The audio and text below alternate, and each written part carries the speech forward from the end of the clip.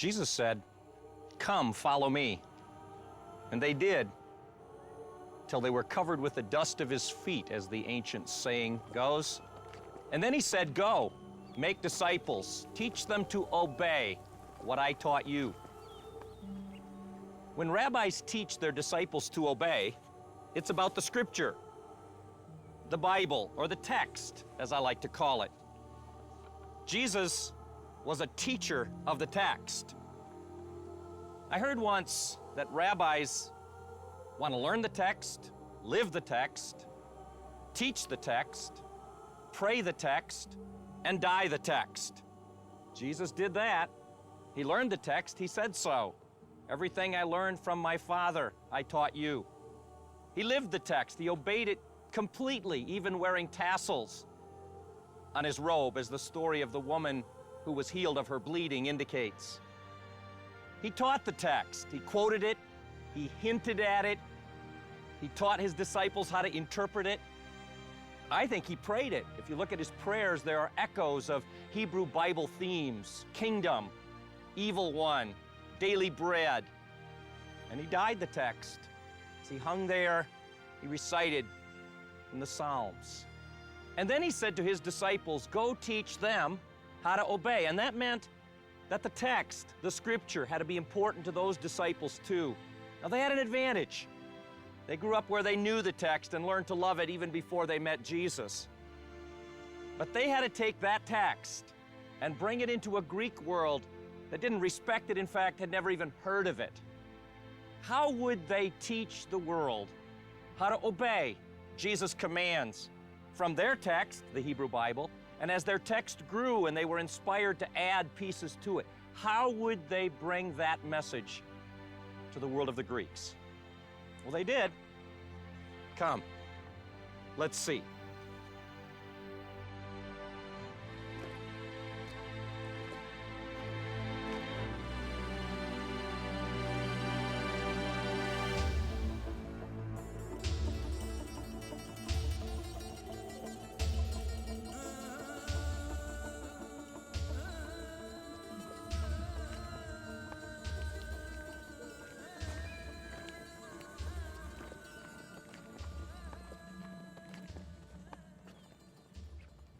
Look back. We've been walking on a typical Roman road. I read somewhere 57,000 miles of road like that the Romans paved. But this is a special piece of road. This one comes from Miletus, about 24 kilometers, 15 miles away, leaves the city of Miletus, and comes here to where there was simply a temple. Nobody lives out here. The whole 15 miles was colonnaded with shops on both sides. Every 100 yards or so, a carved lion. Now, why such a special road 15 miles out into the countryside and with shops indicating a lot of people walked on the road? The answer is what's here. This is a place called Didyma. Just ahead is a huge temple of Apollo. The Miletus folks walked this far to worship their god. Why here? Come, let's go see.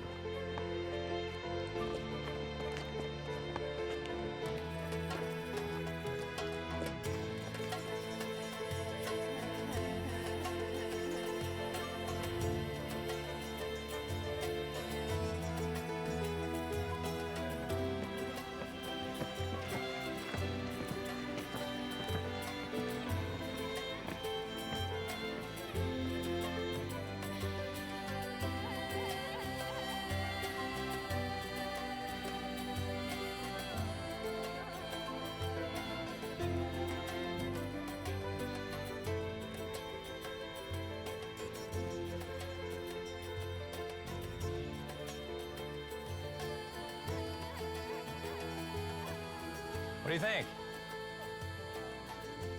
You're in the second largest temple in the world. This is called the Temple of Apollo at Didyma. Now, I'd like to just have you experience it a bit before we talk about what went on here and what can we learn from it. So just imagine now these columns, some of them more than 6 feet in diameter, standing 62 feet high. 6 stories high, and then on top of that, an architrave, a frieze, and then the roof, probably of stone as well, which would have been another 30 feet or so to the peak. It would have felt like a stadium in here. Must have been absolutely stunning. Now, whatever they did here, it must have been a big deal. And here come the disciples of the disciples. Incredible. Come, let's go look around the outside a moment. Let me show you what it looked like from the outside. Notice how the columns are decorated, some one way, some another.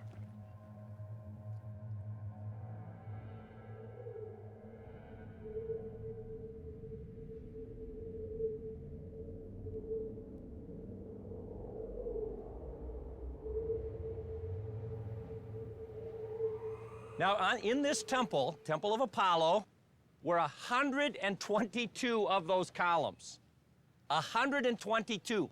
There were 10 across the front and 21 deep. Look at how far those columns went. Wow. Now here you can begin to see where the temple was. Come, walk with me just a bit. Notice the temple building itself. You see it? But the temple building is inside this forest of columns. So picture looking down this temple, all the way to the end there by the trees, a row of columns like this one, just enormous, like giants. And then here, the temple building itself. But look at the size of that temple building. And then you have to imagine that the walls of this temple building are not what they are now. That's what's been restored. Those walls were as high as the column. And the roof didn't cover this building. The roof covered all the way from the columns on the outside to the other side, so that this building was kind of inside a roofed enclosure. 122 columns, each in drums, brought probably from miles away and assembled. Would you agree with me, whatever went on here, it was a big deal.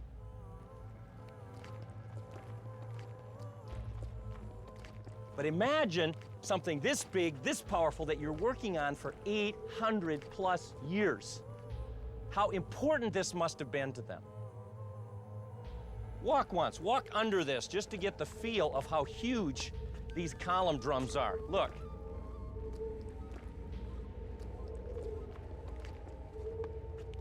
Impressed? Yes. So what was the Temple of Apollo?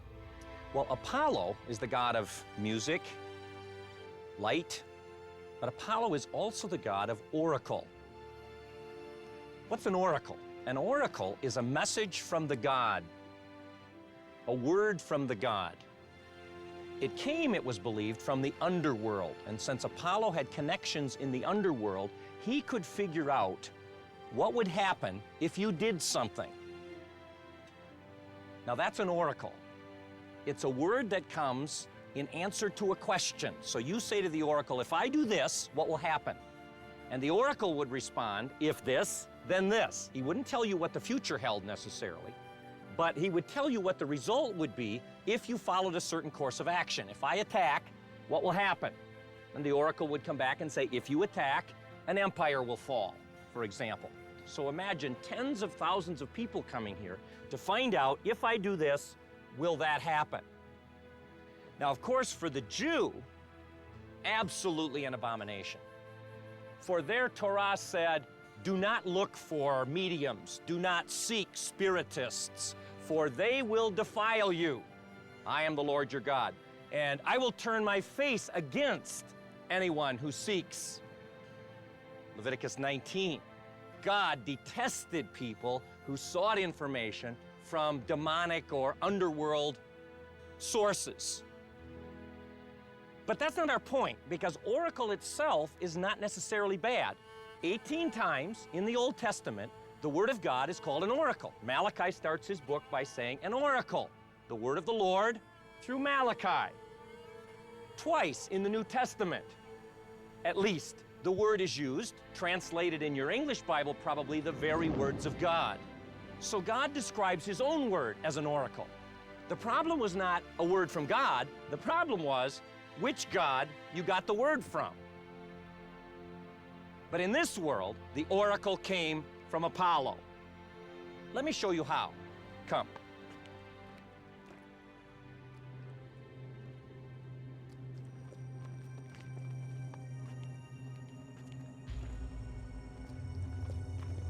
We're going to walk along with a group of people who came to hear an oracle so that I can show you what they would have done, step by step. Please understand, nobody left the rule book.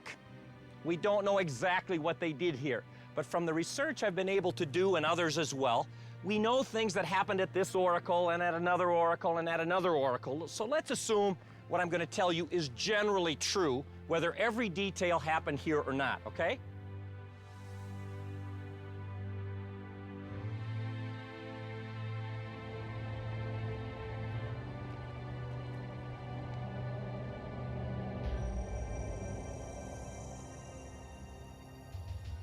Okay, we're standing out front. Take a look. Street level down there in those days. They're showing the inside columns. Imagine the outside columns, and then over the whole thing, a stone roof. Think of what your first impression would have been when you came over this hill. You had no doubt that whatever went on here was important, and it must have been something they were seeking, or you wouldn't have a building like this. The oracle is the place. That's the oracle of Apollo at Didyma. Oracle is the person who got the message from the underworld, from Apollo, and the oracle is the message. So you came to an oracle to hear an oracle tell you your oracle. Remember that for the Jew who believed in Torah, this was an abomination. No way you could be any part of this. God said, don't. And certainly the believers and followers of Jesus who took the Hebrew text from the disciples would have said the same. We cannot be part of this. This is not God's way. And that we know clearly. That's not why we're here. What I'd like to do is to imagine that we're a group of observers who've come to watch what happens to someone who seeks an oracle. So imagine we've walked 500 miles to observe someone get their oracle. So we know what they did. And then I think there's something we can learn from God after we've seen how they get an oracle. So your first impression, we've walked 500 miles. Look. Wow. Now let's go with those folks and find out how you would get an oracle. Come.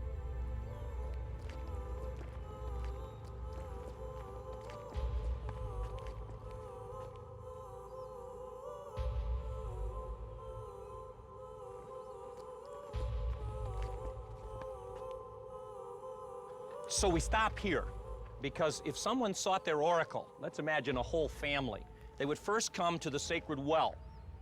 That is actually documented here. And they would wash in the, I suppose we would call it, holy water. Apollo, remember, is from the underworld, or gets his message from the underworld, so you want water that comes from below. So you would come here and wash. The group we're watching also brought a sheep for a sacrifice. So the sheep has to be washed, and a priest would probably scrub that sheep while the group stood and watched. So first, we're purified, so now we can approach Apollo to discover if he will give us an oracle. At some point, we would have to move here. Come with me a moment, please. And we would go this way.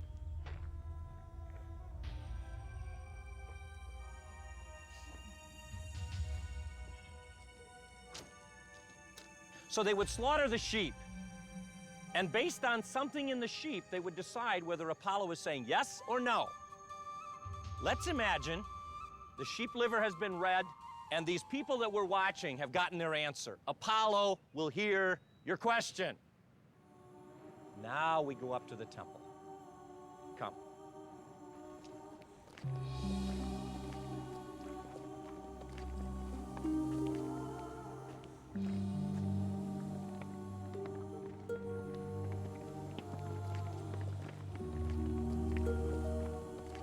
So this group that we're observing has found out Apollo will answer. So they come and stand here among this forest of columns. Look, the roof, 8, 10 stories above us, gigantic and powerful. In front of us, the Kresmographion, the oracle door. But the door is shut. Imagine how big. 10, 15 feet in the air, 2 doors. And so we stand with the group, and they wait. And they wait. And then one day, we hear the latch begin to be drawn, and the door creaks open, huge. First one, and then the other. Boom! Then as we watch, coming up the stairs, slowly through that door, is the priest of Apollo, dressed like the statue. Maybe a shimmering gold robe. He walks maybe to drums, boom, boom, boom, or cymbals, to the Kresmographion. The great god Apollo will hear your request. And one of the group steps forward, this group we're observing, and there's a question. Oh, mighty Apollo, we humble before you. We have found a deposit of fine marble on our land. But that would mean a change of trade and of guild and a change of God. Will our God be angry if we seek a new God? Oh, great Apollo, we don't know what to do. Tell us, the oracle. I don't know what Apollo's priest would say. Maybe something simply to the effect of, Apollo, we'll hear your question. And then the door. Boom! Boom!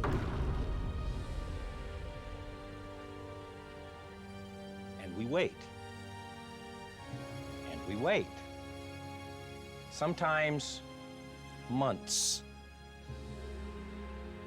For Apollo to give us his word. See the game boards sometimes around on the floor where people would play games as they waited. And they waited. Now, wouldn't you like to know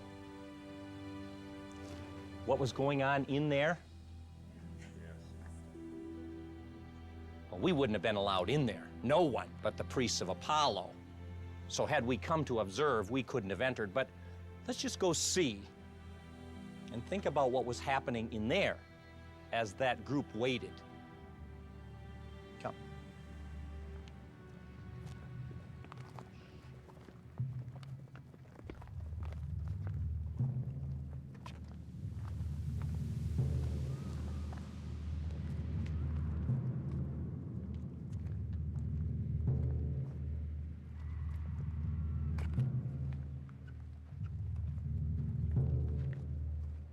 Now picture where we are. This is the place for priests. But our attention turns to this little building here. Come.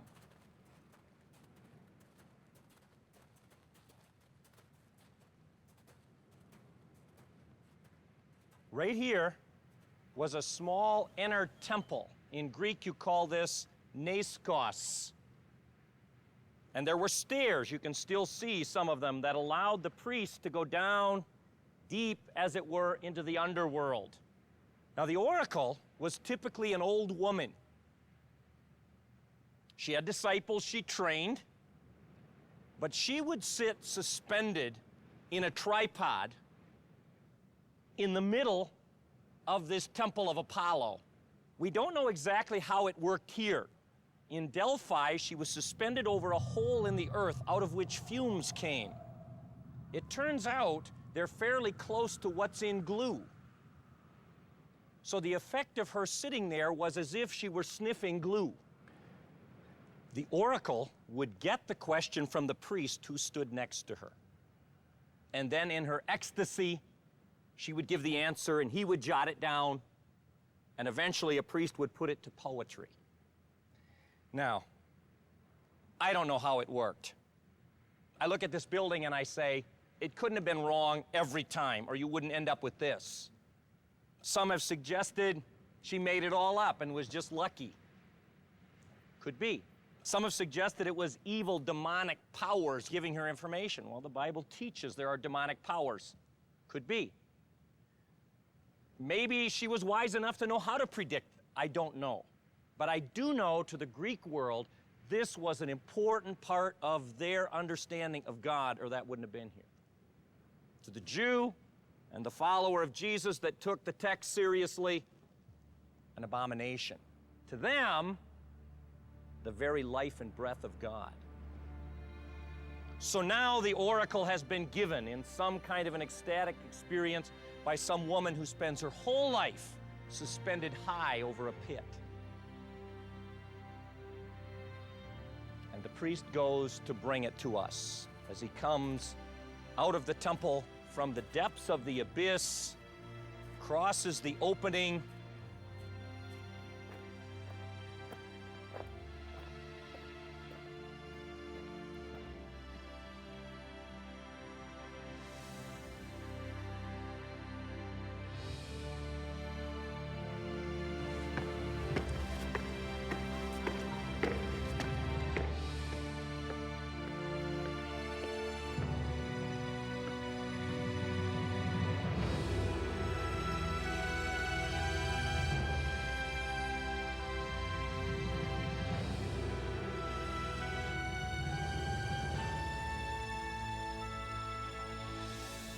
then the day arrives.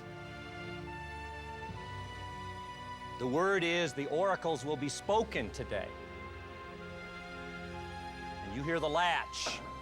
And that door swings open, huge, and boom! Boom! The words, the oracle of Apollo.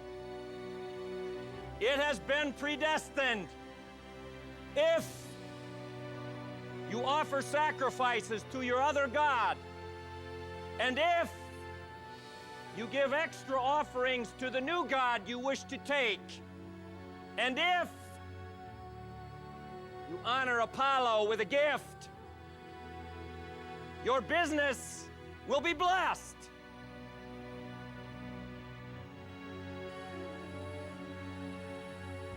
Boom. Boom.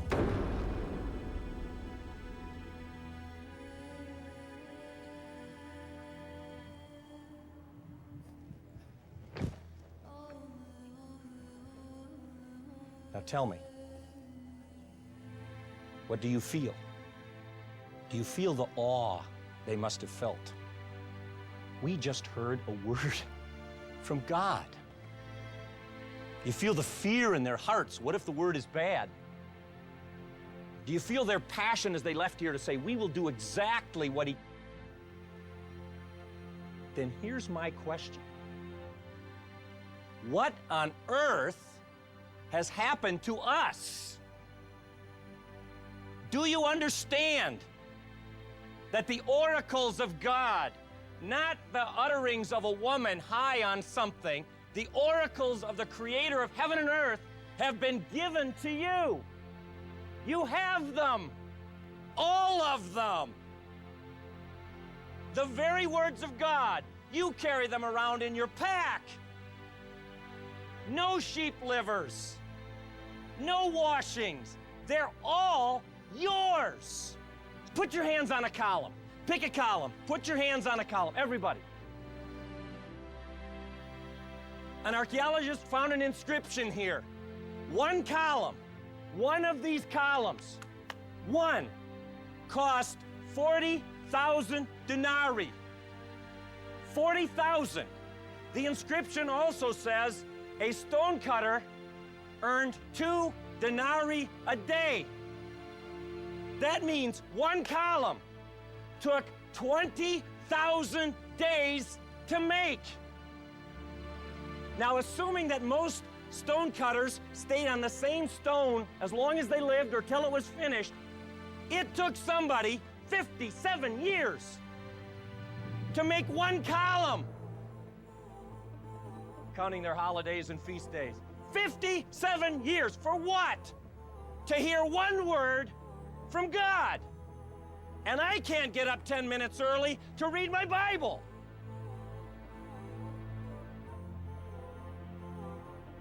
What has happened, brothers and sisters, to discipleship? How many passages could you recite today? How many chapters have you read in the last month? When's the last time you read through the whole oracles? Why?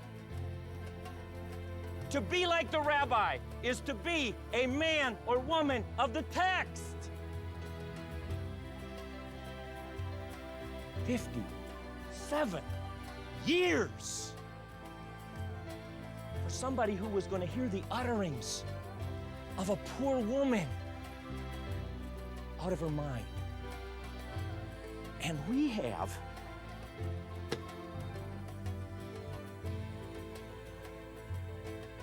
the very words of God.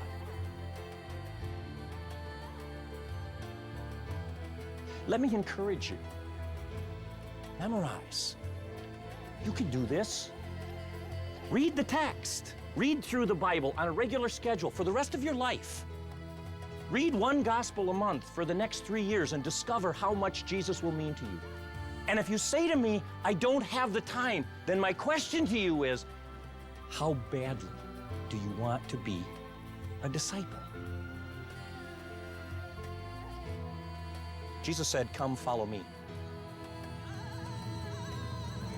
And then he said, go. Teach them to obey everything I taught you.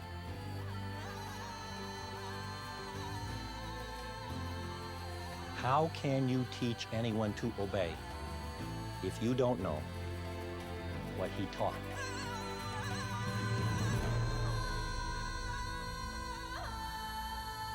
Go, teach them to obey. And that means be a man, a woman